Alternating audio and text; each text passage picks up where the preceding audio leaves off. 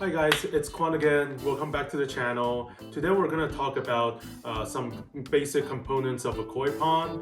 And if you're interested in how a koi pond works behind the scene, watch this video and you'll get some pretty good idea. And as always, please hit the like button for us for this video, and also please subscribe to our channel.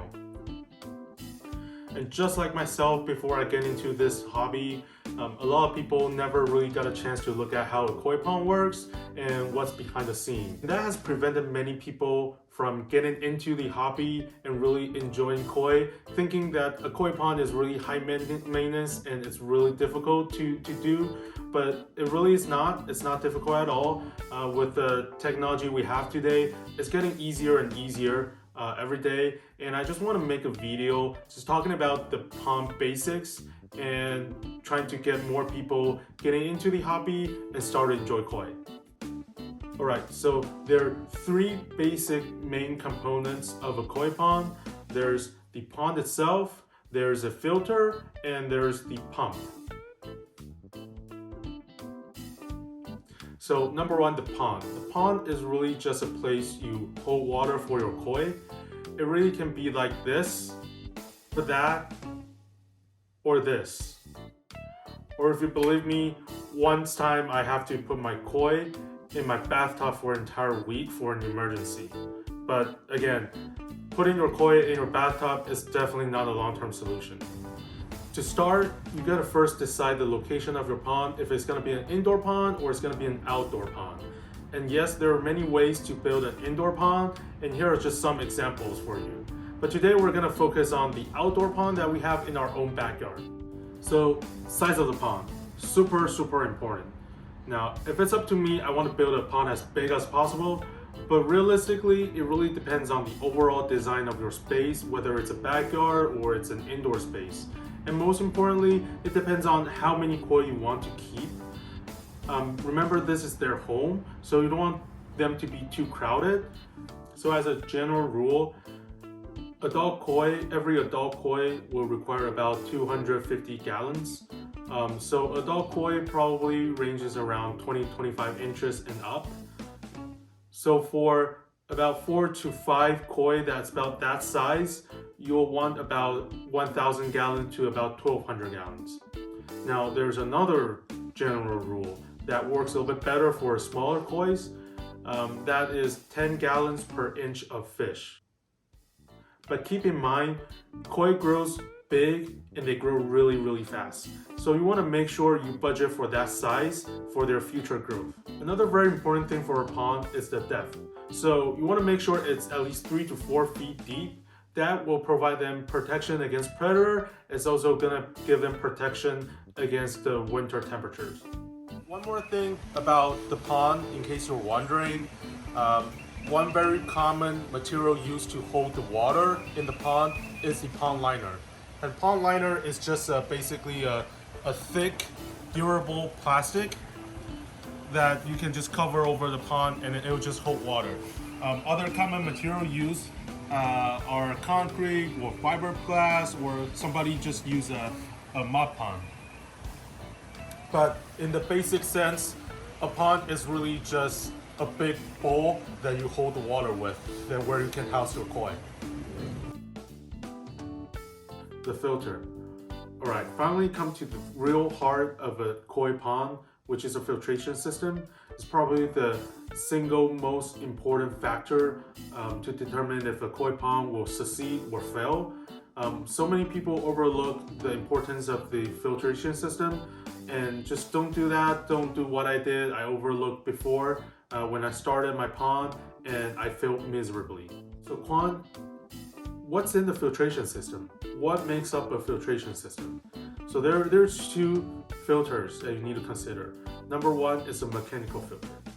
The mechanical filter filters out the things that we'll be able to see and make the water clear. So think about this, koi eats, right? And what goes in will come out. And the more that goes in, the more that comes out. And not just that, it's just the leaves, the dirt, and just random stuff that's out there that will go into your pond.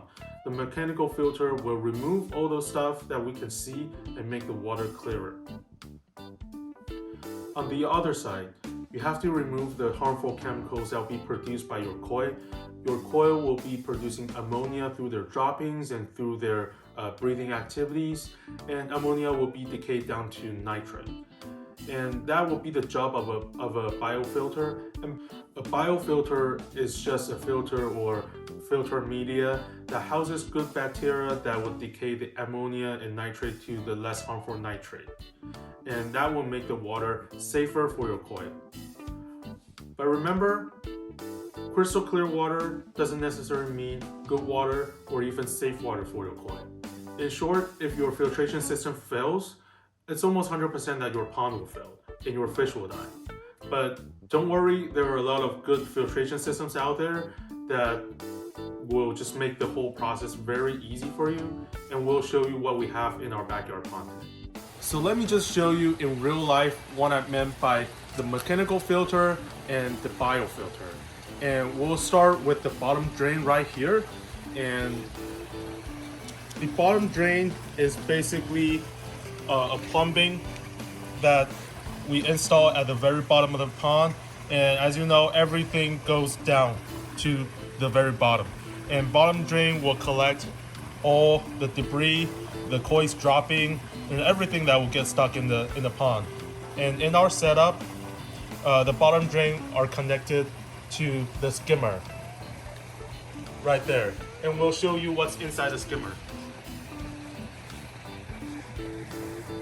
So the bottom drain collects all the debris and the bad stuff, and it collects it, and it's connected to the skimmer right here. And let's open up the skimmer. So the skimmer, its function is really to collect everything that floats on the surface of the water, and the pump will pull the water through here. And you can see the skimmer has a basket right here. Let me take it up. This basket is gonna collect all the leaves and the debris, and then when you do your routine cleaning, you can just take the basket and just clean this. And as we can see down there, there is a water inlet that's connected to the bottom drain, and everything from the bottom drain that it collects is gonna come through here. And on this side, you'll be able to see another water outlet.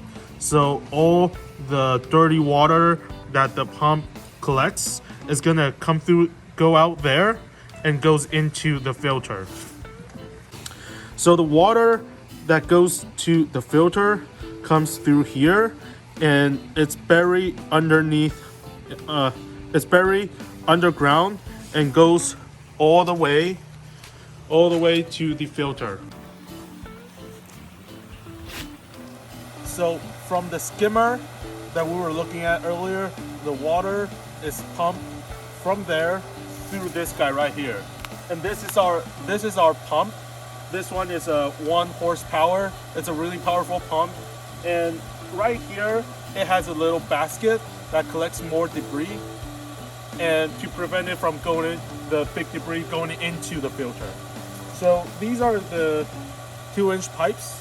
So water comes from the pump, goes into here, and goes into our filter right here.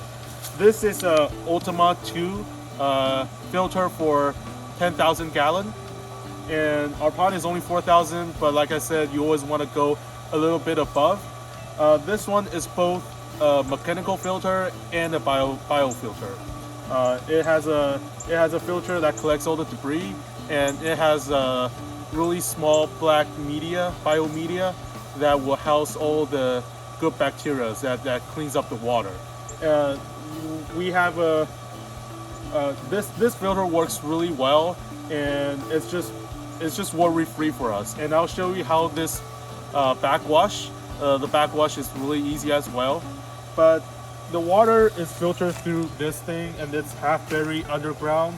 The clean water will then comes over here. This is our UV light. Some people call it the UV filtration, but what it does is really it kills the single cell algae that's in the water. So this one helps prevent the water turning into a green pea soup. And I'll show you a photo of a green pea soup, and it looks really ugly. So that is really helpful to us. Then all the water is clean from the filter to the UV light, and it gets pumped back into our pond right there at the waterfall. So I just want to show you how easy it is to clean up the filter and do the backwash. It's just, first I gotta turn off the water inlet so that it doesn't break this. Right now the filter is turned on to the filter settings, but I'll just turn it easily into the backwash settings and turn the water back on. And then the filter will start to use clean water to backwash all the debris that's stuck in the filter and cleans the entire thing up. And then we can see right here, it has a little meter and basically just show you how dirty the water is and how dirty the filter is. So when this right here is clear, it says that your filter is clean and clear.